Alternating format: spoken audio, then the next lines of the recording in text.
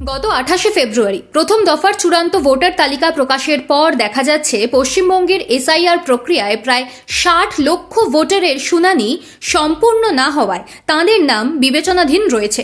এই পরিসংখ্যানের পরিপ্রেক্ষিতে মৌসম বেনজির নূর চেয়েছেন মুর্শিদাবাদ এবং মালদহের বিবেচনাধীন ভোটাররা যতদিন না ভোটার হিসেবে গণ্য হচ্ছেন ততদিন ভোট না করা হোক। প্রয়োজনে বিধানসভা নির্বাচন বয়কট করার জন্য কংগ্রেসের শীর্ষ নেতৃত্বের কাছে দরবার করবেন তিনি।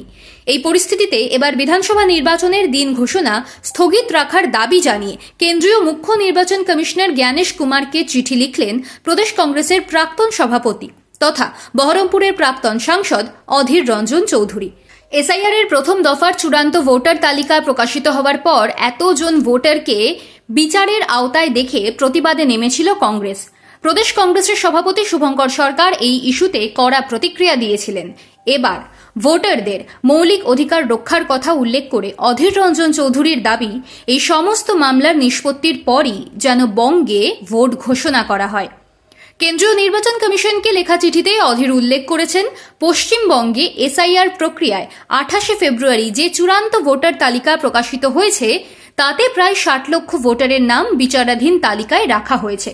আমরা মনে করি দেশের সার্বভৌমত্ব সুনিশ্চিত করতে বাংলার কোনো বৈধ ভোটারের নাম তালিকা থেকে যেন বাদ না পড়ে।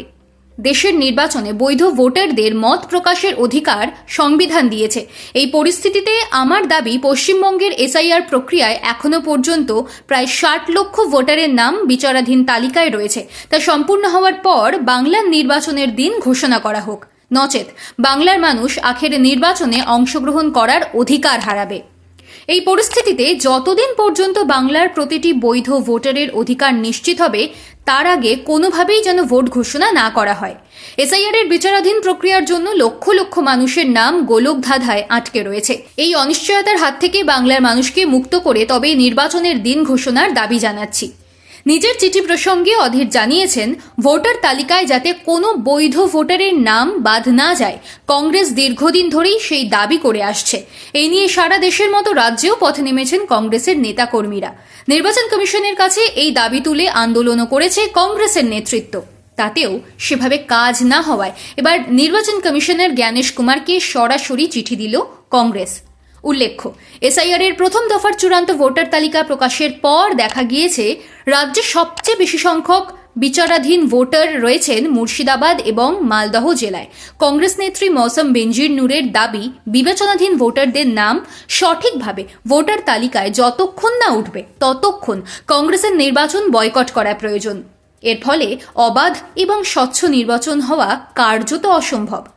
বিবেচনাধীন ভোটারের তালিকা ধরে তিনি সাংবাদিকদের বলেন, এই পরিস্থিতিতে যদি ভোট করতে হয় আমি আমাদের লিডারশিপকে বলবো ভোট বয়কট করা উচিত। আসন্ন বিধানসভা নির্বাচনে কংগ্রেস একা লড়ার সিদ্ধান্ত নিয়েছে। মালদা, মুর্শিদাবাদ এবং উত্তর দিনাজপুরের বেশ কিছু অংশ ছাড়া বাংলায় কংগ্রেসের সংগঠন তলানিতে।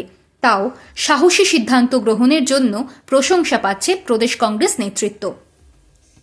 অনেকেই বলছেন শূন্যতা কাটানোর মতো জায়গায় আছে কংগ্রেস। এই পরিস্থিতিতে প্রদেশ কংগ্রেসের জাতীয় নির্বাচন কমিশনের বিরুদ্ধে সরাসরি যুদ্ধ ঘোষণার পথে হাঁটার পিছনে কিন্তু নতুন লড়াই দেখতে পাচ্ছে।